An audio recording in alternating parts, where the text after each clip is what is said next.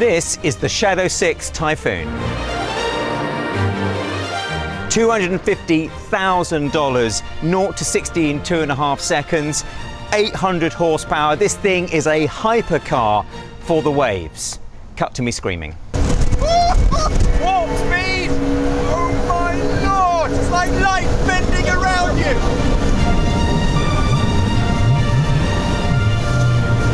Blimey! Oh! Shadow 6, the company that makes crazy vehicles, including a super special new watercraft, unlike anything you've seen before. Let's go inside and meet the people that make these monster machines. Hey. Nice to meet you. Nice to meet you. Tell us a little bit about what Shadow 6 actually is. Shadow 6 essentially started out where I was developing the original Typhoon for myself and very quickly realized lots of other people were interested, and that led into quite a few other inventions and vehicles that we've developed for other individuals that have bad ideas like myself. Let's take a look at some of those. Show me a little few of you got here. You got it. Start with this one. What's this? So this is an autonomous cooler that somebody can ride on, or you can actually use an app and it knows what beverages are inside. It's got full surround sound through wet sounds. It's a floating cooler. It is. With propellers. It is, yeah. I recognize this. Is it a 9-bot? It is, yeah. So we put tank treads on the back and we put air inflated tires on the front. And now it's able to climb over all kinds of things that it wasn't, and it's able to get in the sand and go, and it's able to travel through the yard and travel through grass without any problem. It all started with the Typhoon, didn't it? That's the idea. And you know, can we get a shot of these? Because are these the original drawings? They are. Are they your drawings? They are. What were you thinking when you came up with that? I was about 2-3 months out for my son's 3rd birthday, and I asked him what he wanted to do for his birthday, and he told me he wanted to go to Las Vegas for a guy's trip. And then he explained to me that the Monster Jam World Finals were there. He saw a billboard on the way home, and it said Polaris Adventure, where you basically drive a Razor. Out in the dunes. Yeah, out in the dunes. He absolutely loved it. And that kind of got me intrigued in the idea of side-by-sides and the suspension. Fast forward about 2 months later, I went to the Bahamas with my wife. We went out and rode a Wave Runner, and I kind of had this epiphany that combining the two together would really make her a fun toy. So right at that moment you thought, hang on a minute, if I put 2 Wave Riders underneath the body of a side-by-side, I could be on something. Exactly. Now we know the genesis of the idea, where it came from. I'm dying to see it. Come on. You got it. Let's see it. Come on. Yeah, absolutely. Let's go.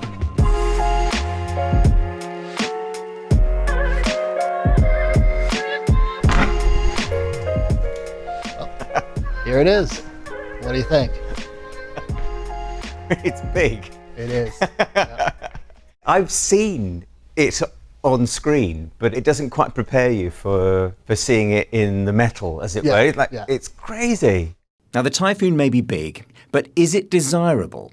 And that's what we're here to find out.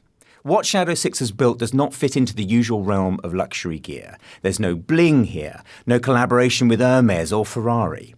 What the Typhoon does have in spades, though, is exclusivity. Only Shadow 6 makes it, and it's so far ahead of anything else you might try and compare it to, it simply blows all competition out of the water. Tell us a bit about these. What power have they got? Why are they so long? Yeah. I mean, what's going on here? The hulls ultimately are size-wise dictated by keeping the shape of a triangle. What that does is it gives you the strongest shape in the world, but ultimately takes all the force that would typically be exerted on the bottom of the hull and sends it up through the suspension and in through the cage on top of the chassis. So inside here, this isn't an electric vehicle, is it? This is what not, have we got inside? We've got 2 Yamaha 1.8 liter GP 1800 RSVHO engines, and each one of these engines puts out a little under 400 horsepower. So a total of 800, and they're tuned, are they? And they're tuned. Yep, they are. Yep. Okay. As we go around, obviously the thing that you cannot get away from is this significant cage that you've got all the way around this. Yeah. Now is this titanium? It's all titanium, yeah. Okay, and that's for weight, of course. So strength, weight, and also because of the molecular bond structure. It's very similar to aluminum in that it's a 4-way bond, and because of that, it's non-magnetic and it won't corrode in the ocean. You know, you're looking at exerting somewhere near 20,000 pounds of static load on any one of these 4 corners at any given time. The roll cage up top, is that for protection of the passengers inside the driver and the passenger? It's not. It's actually there for structural rigidity. So without that cage, because all of the energy from waves and jumping the vehicle gets sent up through the suspension, it would cause the chassis to crumple on itself without having the upper portion of the cage. Wow. How does the suspension actually work? The suspension itself is what's actually articulating. In the front, the suspension holds both of the hulls identically parallel through the full range of motion. And in the rear, you've got a series of joints and bearings that allow the rear suspension to actually travel out and up and then return to center once the vehicle's back in the water. Have you taken this suspension from anything else, or have you come up with this? Nope, it's entirely proprietary. And is it patented? It is. I think we've got around 30 patents now, 30 plus, between all the different aspects of the vehicles. That's crazy. Impressive as it is, you clearly can't do all this on your own. Who have you been working with? You've got some guys here. Yeah, so I've got two of our head fabricators here. Wilson is in charge of all of our composites and carbon fiber and fiberglass, and then we've got Mike. Hey. Handles an awful lot of fabrication. Well, I've got a million questions really, but let's start with, it doesn't need the roll cage in order to protect the passengers, but how does, can I tip this over if I really tried? I don't think so, because the weight is in the bottom. The weight is all in the, so, Yeah. well, hang on a minute, it looks like most of the weight is up here. Looks like most of the weight's up there, but all the weight is below the waterline with their 4-cylinder engine, so it's like the engine of a small car. So it's pretty heavy. The titanium chassis weighs 143 pounds. And what's below the waterline? Below the water, each jet ski is around like 900 pounds. Oh, I see. So like around 80% of the total vehicle's weight is here. It's below the water. Is below the water. And that's why it doesn't That's tip why over. it won't tip over, right. Here's a sample of titanium. Oh my gosh. So the entire chassis is made of that. That weighs virtually nothing. So it's stronger than steel, lighter than steel, Won't corrode? and it won't corrode. That's the main thing, is it won't corrode.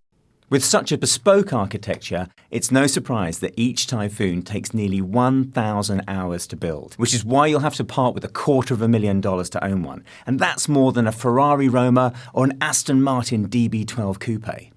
And Ryan, this isn't pocket change. This is a seriously high-end vehicle. So who are you selling them to? Probably the lowest net worth I can imagine of anybody who's really reached out and wanted to purchase a vehicle is in excess of $100 million in net worth. So the customer that has the least money that's bought one of these is worth $100 million. Exactly. And it goes up from there. And it goes up from there. There. Yeah. So royalty? Some, yeah, as a matter of fact, yeah. Okay, I've got two more questions. Did you even consider, though, making this electric rather than ICE? Yeah, it's definitely something we're extremely interested in as a company. The reality of it is that electrification is very heavy and doesn't really offer the performance that we're getting out of a traditional combustion engine. Not yet, anyway. Not yet, at least. And so I think as hydrogen fuel cells come online and become more available, we'll slowly progress into looking at electrification of these vehicles. But what happened in making the Typhoon that you just like, I never thought that was going to be the case? One of the most shocking things ultimately came from the adjustments in the suspension and finding that setting suspension up for salt water was different than setting it up for the fresh water. And that's all based on the buoyancy of the water itself. You're going to get a little bit more of a stiff ride in the ocean because of the additional buoyancy. And so we want to set it a little softer in salt water than we do in fresh water. And that gives you a little bit better response in terms of getting into turns and cornering at high speeds. How many of these are in the wild right now? So there were 9 pre-production units. We kept one of the vehicles, which we're looking at now, which was the final pre-production unit. So there's 8 out there in the world. There are. That's it. Yeah. And we get to drive this one. Yep, we get to drive this one. I've got to have a go.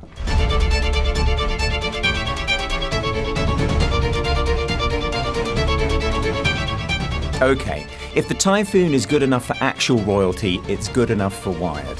But to be honest, I was nervous about getting in this crazy watercraft, something Ryan is calling the world's first aquatic utility vehicle. I've been in supercars that could do 0 to 60 in 2.5 seconds, and that's petrifying enough on a runway. Doing those speeds on water in something that looks like it's driven off a sand dune seems like madness, and more than a little dangerous. I've been in fancy cars with worse seats than these. This is great. So this is the wearable. Yep. So it's a dead man switch, isn't it? So it's like if you go out, then if it's not in the proximity of the vehicle stops. Yep. But it's also a GPS tracker. You got it, exactly. And same thing with the brain inside of the actual vessel. So it'll tell the Coast Guard both where you are and where you've drifted and what the currents are like, as well as where the machine is.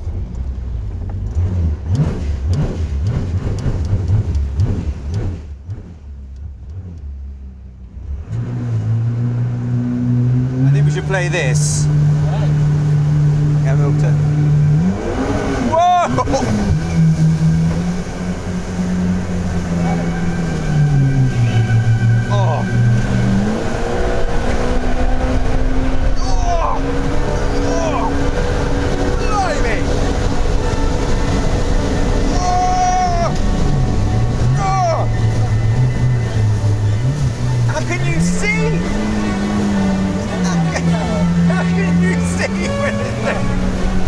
This is the impressive bit. When you're turning, it's crazy. Stays perfectly level. The sway bars and everything actually work on it. Oh, Jesus! Blimey! And how is it stopping? So what you gotta do is let off the throttle, and then essentially what's happening is it's coming out of the water. So what you feel is the thing going back down and laying back into the water again. So is it just the friction of the water stopping you? Because it feels like you're putting brakes on. Nope, that's no brake. No. Brake will stop it way faster, which you probably don't want to use it. I mean, No. Warp speed! Fucking hell! Jesus Christ!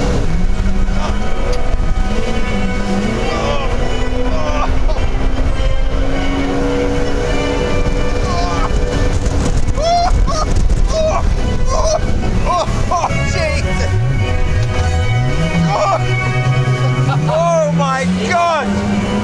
That guy's still fishing. Oh, jeez! Oh my Lord! Oh, it's like light bending around you!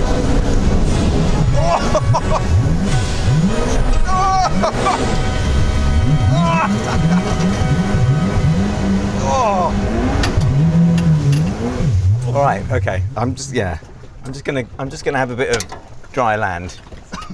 just for a sec.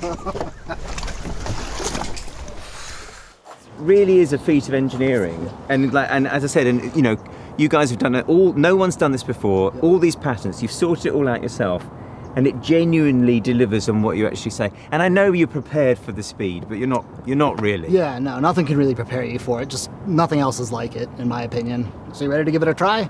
I am actually ready to give it a try. But what I'd like to do is that's electric jet ski in your shop. Could we actually race the two? I want to see how electric does against this. You got it. I've always been team electric when it comes to wired vehicles, and I revel in telling petrol heads how EV acceleration leaves combustion cars in the dust.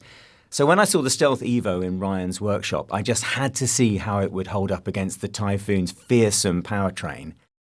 It didn't go well. A hypercar for the water, so they say. What the hell am I doing? Right. They're ready. I don't know that I'm going to win even with a rolling start, so. 3, 2. go!